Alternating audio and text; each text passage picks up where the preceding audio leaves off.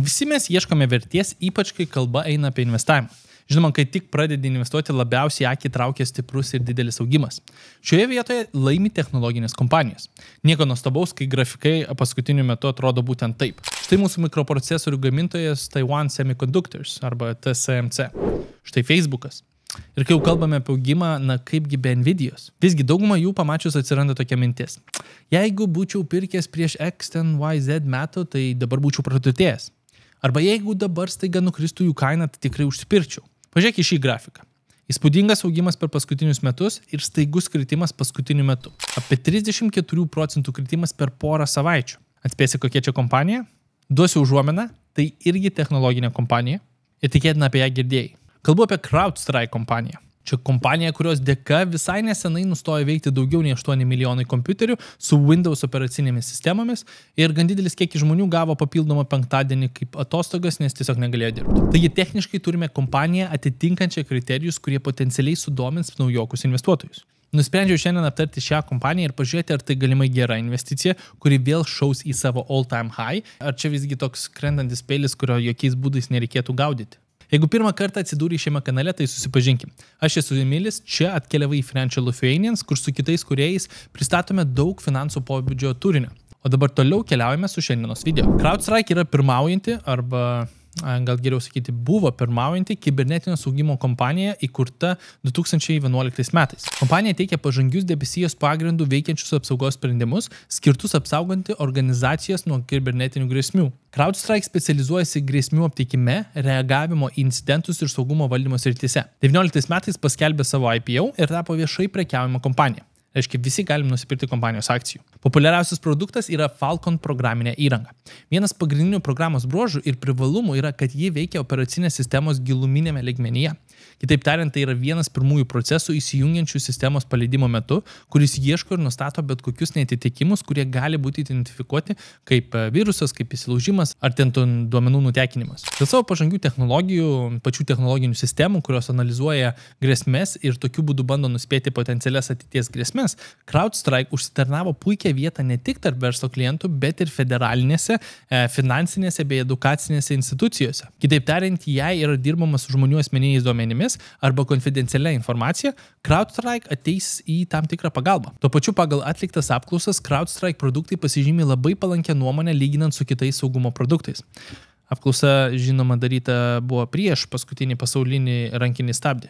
Taip pat kompanija didžiuojasi cloud tipo sistemų apsauga ir taip pat stengiasi vis labiau modernizuoti diegimo ir valdymo sistemas, kas dar labiau palengvintų ir automatizuotų procesus tinklo administratoriams. Norint labiau palyginti šias skirtingas platformas, man atvirai pasakius tiesiog trūksta kompetencijos ir sistemų išmanimo, tai paliksiu tai profesionalams. Bet man tikrai užtenka kompetencijos įsivertinti tam tikras potencialias šio verslo rizikas ir peržvelgti finansus. Čia pradėkime paprastai. Vis labiau bendrai augantis internetas ir verslai, kurie perkelia savo veiklą bei produktus online, reiškia vis didėjančias galimybės sukčiams iš to pasipelnyti. Iš to automatiškai atsiranda vis didesnė paklausa apsaugos sistemoms. Automatizacija ir globalus prieinamumas dažnai reiškia didelės pelno maržos, o tai reiškia didelę konkurenciją. Žinoma, didesnės pelno maržos suteikia daugiau lankstumo konkurencijoje, bet faktas vienas, jos tikrai netruks. O padarius bet kokią klaidą, sakykime, pradeda dingti konkurenciniai pranašumai. Lygiai taip pat dėl plataus klientų spektro nuo paprastų nedidelių verslų iki milžiniškų federalinių institucijų ar netgi gynybos kompanijų atsiranda didelė atsakomybė ir rizika iškilus bet kokioms problemams. Ką būtent ir matėme nesenai, kai dėl nepatikrinto atnaujinimo, kuris buvo įdiegtas į Microsoft sistemą, staiga nustojo veikti daugiau nei 8 milijonai kompiuterių. Papildomai didžiuliai nuostoliai skrydžių kompanijoms. Nesklandumai finansų sektoriuje, užlūžę duomenų centrai ir dar velnias žino kas, apie ką net nebuvome informuoti arba nebuvo pranešta. Ką kalbėti apie galimus teisminius procesus dėl žalos kompensacijos, kurie anksčiau ir vėliau atkeliaus iš verslų, kai jie iki galo skaičiuos savo nuostolius. Šis fiasko netgi išryškina mums galimas rizikas, kai investuojame į pavienes akcijas ir iki galo nesuprantame, ką būtent verslas veikia ir kokias rizikas turi, arba neįsivertiname tų rizikų. Taip pat reikia nepamiršti, kad po tokio globalaus reiškinio greičiausiai atsiras naujų reguliacijų ir procesų, kurie potencialiai sumažins kompanijų kaip CrowdStrike pelnus. Vėl, nebūtinai, bet galimai. Jau kalbame apie pelną, laikas apžvelgti CrowdStrike finansinę pusę. Ar tikrai jos augimas pagrįstas ir ką apie tai mano analitikai? Nors bendrai pajamos augo, pelnas visgi krito. Grynojo pelno marža irgi nėra tokia įspūdinga. Einam prie kito rodiklio, kuris verčia itin stipriai susirūpinti. Tai čia price to earnings. Kitaip tariant, investuotojai moka $476 už $1 kompanijos pelno. Čia yra tikrai didelė rizika ir arba pelnas dėl kažkokios priežasties labai nukrito, arba akcijos kaina labai šoko į viršų. Tai kadangi žinome, kad pelnas buvo mažas, tai čia pagrindinis rodiklis. Return on Invested Capital arba ROIC irgi palyginamai nesenai tik pat tapo teigiamu. Nors kompanija ir veikia pelningai, bet skolos šiuo metu nėra mažinamos. O dėl dabartinės situacijos, kuri galimai sumažins pajamas, šansai mažinti skolas pasidaro vis mažesni. Žinoma, galima sakyti, kad kompanija dar tebėra augimo stadijoje ir vien tik, kad pelningai vykdo veiklą yra geras ženklas, nes pagrindinis fokusas yra į augimą ir čia jį tikrai rodo gerus rezultatus. Užmeskime akį, ką mano analitikai. Labai jau palankiai analitikai žiūri į šią kompaniją. Dauguma laikosi buy arba strong buy reitingo ir itin aukštų kainų. Įdomu, kaip šie reitingai keisis, kai išsispręs šiuo metu sukeltos problemos. O gal jie tai vertina kaip labai trumpalaikę problemą ir iš tiesų tos kainos yra realistiškos? Asmeniškai man šitoje situacijoje ir vertinime labai stipriai išsiskiria vienas faktas. Kaip yra rizikinga investuoti į pavienės kompanijas siekiant kuo didesnio augimo? Teoriškai tai yra gera kompanija ir jeigu būtume ją peržiūrėję prieš mėnesį, galbūt netgi norėtume ją investuoti.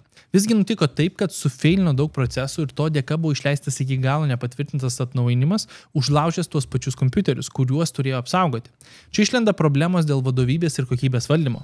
Jei toks rimtas procesas buvo praleistas pro pirštus, kokie dar procesai nėra tinkamai valdomi? Po tokio fiasko žinoma lauks ir teisminiai ieškiniai ir tai atidaro puikias duris konkurentams perinti į klientus. Toks netikėtumas taiga suvalgo beveik 40% mūsų investicijos iš kompanijos, kuri potencialiai puikiai atrodo. Bet reikia nepamiršti, kad čia tikrai ne pabaiga. CrowdStrike gali išlipti iš viso šito su dar didesnė verte ir geresnėm pamokom, priklausomai kaip suvaldys visą situaciją. Jei manai, kad tai yra puikiai proga nusipirkti nuvertintą kompaniją ir nori rizikuoti, tikrai galima ir mes visi žinom, kaip pirkti akcijas yra lengva ir kaip lengva prie jų prieiti. Nuorodą prašome, jeigu dar nežinot. O ko gero supratote, kad man asmeniškai ši kompanija nelabai patinka, o tai kur pats investuoja myli? Tau gal tiesiog cyber security ir technologijos nepatinka? Aš asmeniškai tai jau investuoju per savo S&P 500 strategiją. Verta paminėti, kad dalis pinigų keliauja į tą patį CrowdStrike. Kaip matot paveiksliukį, CrowdStrike užima to paties S&P 500 dalelę. Keliaujame į ekraną, parodysiu jums, kaip S&P 500 atrodo pastaruoju metu. Kas dar nežinot, visi ir S&P 500 ir viso pasaulio ir aktyvių akcijų portfeliai yra pasiekimi per nuorodas aprašymą, bet labai paprastai parodžius jums 036. Čia yra mano S&P 500 strategija, kuri prasidėjo prieš 2 metus rugsėjį. Tai čia prieš metus ir 11 mėnesių. Ir realistiškai vienintelė pozicija, kurią aš perku, yra VUA. Tai reiškia, periodiškai kiekvieną mėnesį už $100 apsipirkau tos pačios pozicijos ir nekreipiu dėmesio, ar išaugusi kaina, ar nukritusi kaina. Tai pastaruoju metu tai nukrito nuo tam tikros, sakykime, kaip čia pasakius, nuo tam tikrų aukštumų. Ir jeigu žiūrim į trumpą laikotarpį, atrodo baisiai. Jeigu truputį, kaip čia paskrolinam atgal, dar baisiau. Bet jeigu paskrolinam truputį ilgesnį laikotarpį, tai matom, kad mes esame tiesiog su mažais svyravimais augimo laikotarpį. Ir čia dažniausiai tas paukščio skrydis visą laiką veikia. Mes galim turėti netgi 3 ar 4 metų laikotarpį, kad niekur kaip ir kompanija nenuėjo, nes vis svyravo. Bet ilgojo laikotarpį, dabar 100 metų istorija yra, kad S&P 500 atnešinėja apie 10% grąžą. Gerai, tikiuosi patiko šitą apžvalgą ir jeigu jautiesi šiek tiek suglumęs ir pasimetęs, kur tada dabar investuoti, pažiūrėk šitą video. Kalbėjau, kur būtent šiais metais investuoja geriausi pasaulio investuotojai. Ir kaip visad, nepamiršk paspausti like ir subscribe. Jeigu kilo klausimų, užduok juos komentare ir iki greito.